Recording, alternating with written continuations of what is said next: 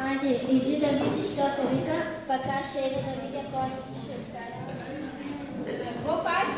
Какво паси се на Жико, бе, Минчо? Помогни ми да извадя тая ряпа.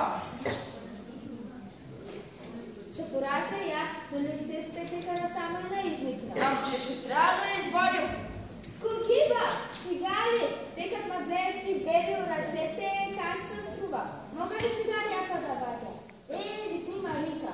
Сега Викто и суците. Марийки! Марийки! Дядо, колко пъти съм ти казвам да не ме наричаш Марика? Мериса! Добре, Марийки, сега ли помогли да извадя тая ряпа? Аз да вадя ряпа, ти разправиш вицове. Първо, не съм с подходящ туалет. И второ, отивам на предизборно събрание. Ти път кога си била на събрание?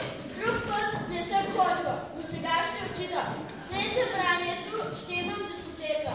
А ти, дядко, за ряпата повикай татко.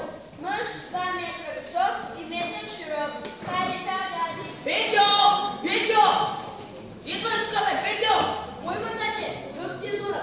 Помогни ми да извадя тая проклета ряпа. О, сега ли? Сега не мога. Сега идвам сега. Отивам да видя среща. Делка да ми дойде да чака. Ти ме тормози с някаква сряпа. Дърпай и тя ще излезе. Кого да повикам, бе, хора? Повикай жената. Стига се въртяла и стаете като тур с глава. Хайде, вижда ли, че бързам? Идвай! Знаго! Знаго! Идвай тук, ма, Знаго!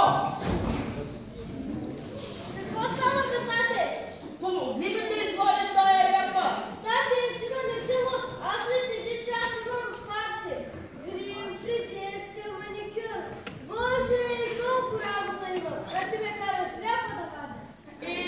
Никой не ще да ми помогне. Аз пък не съм мога да я варя сам. Я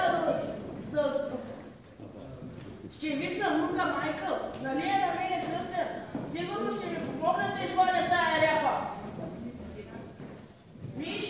Мишенце! Живей, девенце. Да не си взел пенсията, че ми викаш. Ще извадя тая ряпа. Бе, дядо, ти да не си слънчател. Тъй като ма гледаш, ставаш на градина. А имам тренировка с Лудогорец. Там са парите. Никой не остана. Аз пък не съм му да я варя сам. Я да отида до кръчмата, че да му пълна една двойна ракийка, пък за ряпата може някой проект да направя. Към еврофондовете, те оттам, все ще правят някого да я извади. С Богом, ряпо!